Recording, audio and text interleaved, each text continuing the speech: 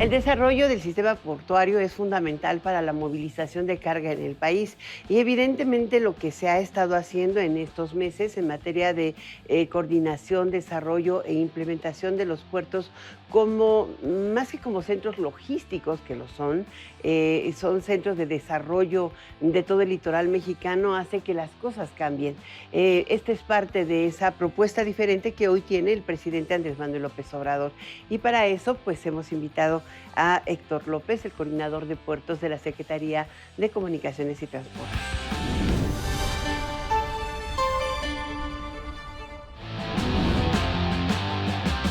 Don Héctor, de veras, un placer otra vez tenerlo en esta billetera porque los puertos, la marina mercante de nuestro país está cambiando y está destinada a tener pues nuevos horizontes. Permítame empezar con una pregunta. ¿Cómo podemos entender este esfuerzo logístico del canal interoceánico, el que se pretende abrir entre pues, Coatzacoalcos y Salina Cruz? Bueno, primero debo hacer la aclaración de que no es un canal en el concepto, No es un canal como tal, en el concepto físico, sino es una ruta. es una ruta. Pero además, para entrar en ese tema, hay que tomar en cuenta que este país, por la forma como se ha desarrollado principalmente en términos de comercio, siempre ha orientado su comercio con el principal cliente que tenemos, que son los Estados Unidos. ¿Y cómo? Pues por tierra. ¿Por qué? Porque todas las industrias de exportación están asentadas en el altiplano. Entonces, para las empresas era más fácil usar el transporte terrestre en sentido norte-sur que pensar en comerciar con China o con la Unión Europea y mucho menos con Latinoamérica, que sería nuestro mercado natural, Claro. en donde tendríamos realmente posibilidades de desarrollarnos. Entonces, de aquí que al plantear la política de Estado en materia de puertos y marina mercante, se entiende que lo primero que tenemos que hacer es corregir el desequilibrio nacional que existe en términos de desarrollo y que hace que precisamente las zonas norte del país que tienen el contacto con los Estados Unidos sean las más desarrolladas y en cambio las zonas sur, sureste, que tienen poco contacto con los Estados Unidos por muchas razones, de cuestión social, Claro. cuestión de contacto, vemos entonces que son las menos desarrolladas. Es que a veces pensamos, a veces siempre se dice, es que México son muchos Méxicos, pero no se entiende que Méxicos también pueden ser muchos distintos comercios y distintas vinculaciones con otros países. oportunidades. Económicas de oportunidades, ¿no? Y aquí, digamos, pues la diferencia entre que tienes entre Veracruz y Oaxaca es muy amplio. Ahora, retomando el tema que tenía usted sobre el canal, ¿no? Que no es un canal interoceánico, porque lo natural es que pensemos en el canal de Panamá, pues que efectivamente rompió con este interoceánico que tenemos en México. Es que respondemos a lo que conocemos, no a las nuevas vocaciones a las cuales les podemos desarrollar.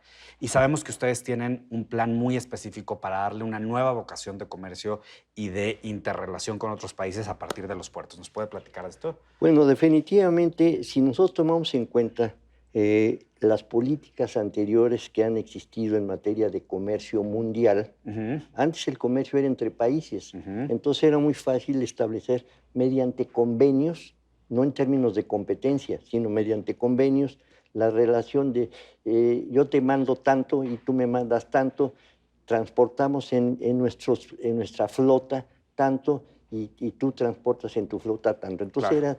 eran cuestiones que no hablaban de competencia. Administrativas, pues. Pero si usted toma en cuenta que al final de la Segunda Guerra Mundial, las economías asiáticas, europeas, estaban colapsadas. La única economía que seguía vigente era la economía de los Estados Unidos porque para ellos fue muy fácil transformar su economía de guerra en una economía de producción. Pero entonces ya Estados Unidos no se podía comprometer como país en ser el abastecedor del mundo. Entonces delegó esa responsabilidad en sus empresas. Y entonces ahí empieza el nuevo esquema del comercio mundial. Estoy hablando de los años 60 del siglo pasado. Sí, que ahora Sí, vemos ya. la consecuencia, pero... Entonces, en Cambia ese totalmente. sentido, nosotros nos subimos muy tarde a ese esquema de comercio entre empresas. Ujú. Y entonces, y si tomo en cuenta que ahora el 80% del comercio mundial se hace por vía marítima, podemos entender cómo un garnuchazo del señor Trump nos Nos pone pone a a temblar. temblar. Con ese Claro. 80% se está usted echando a la espalda más responsabilidad. Bueno, digo, Exacto, en sí. cierta forma, el objeto de la cuarta Claro. transformación es precisamente eso, identificar cuáles son nuestras debilidades para corregirlas, buscando cómo podemos transformarlas en fortalezas. Don Héctor, Entonces, esto es un enfoque bien diferente a solamente el planteamiento masivo de infraestructura. Decir, bueno, aquí hay una vía de tren, aquí hay un puerto, vamos a vincularlos y vamos a comerciar. ¿Qué tan importante va a ser para este proyecto precisamente este enfoque en el que se tome en cuenta pues, a los habitantes de la región, de la zona, y pues bueno, sus tradiciones que a veces parecen contrapuntearse pues, a las que nosotros estamos acostumbrados en el altiplano? mire, es entender un paradigma que a mí me parece lógico y que a veces es muy común entre los ingenieros no identificarlo. La infraestructura no genera desarrollo. Ah, caray, eso es lo que nos han dicho mucho tiempo. A ver, No, a ver, bueno, qué es que está bien la este paradigma. infraestructura per se, si usted no asocia Ajá, una obra de infraestructura con una actividad productiva, la obra per se no genera desarrollo. claro. ¿Qué gano yo con construir, por ejemplo, una carretera de A a B, Ujú. nada más para que estén comunicados A y B?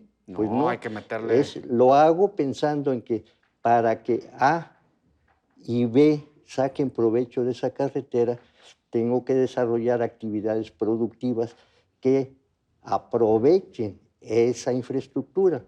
Entonces es lo que se pretende en este caso.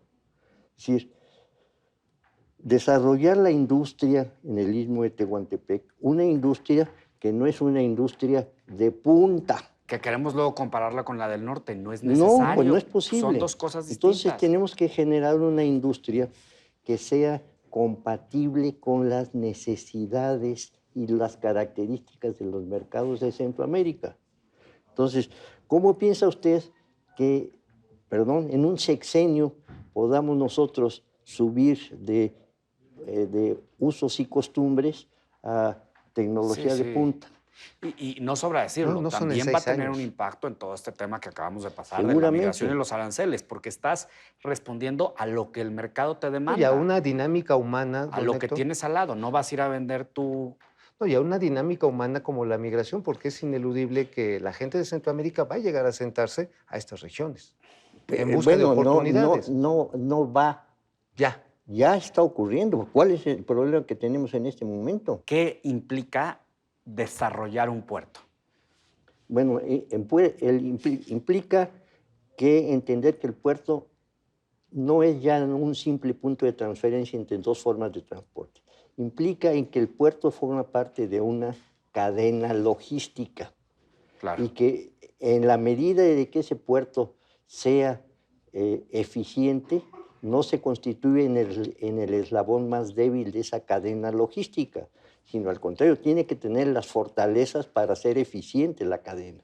Y de ahí la preferencia que tienen las grandes empresas de comercio en seleccionar puertos. Por estar en los puertos. De veras, don Héctor, la verdad está en que vamos a tenerlo que invitar a otro programa porque esto realmente nos da, ahora sí que los ejes para pensar en otra forma de desarrollo con lo que ya existe, pero también con lo que se ha venido haciendo antes. Antes de terminar, me gustaría precisamente abundando la pregunta de mi amigo Oscar. ¿Qué va a suceder, por ejemplo, con estas otras necesidades que vemos en grandes puertos como Lázaro Cárdenas, como vemos también en Veracruz, el nuevo Veracruz, Mérida, bueno, Progreso que se está apuntalando? ¿Cómo tratar ahora de conceptualizar, así en pocas palabras, la nueva vocación de estos puertos? Ya no el crecimiento hacia adentro, sino ese crecimiento hacia afuera. Es muy sencillo. Mire usted, uno de los puntos fundamentales como política nacional es asegurar el desarrollo sustentable del país, Sí. no el desarrollo con base en una supervivencia. ¿Cuál es la diferencia? El desarrollo como supervivencia es mantener las políticas actuales de concentración en el altiplano y olvidarnos de los litorales. Claro. La sustentabilidad es corregir el desequilibrio, convirtiendo los puertos en motores del desarrollo regional y asegurando también con un fortalecimiento de la marina mercante que no existe en este momento Claro. en términos reales, el grave desequilibrio en la forma de transporte. Claro.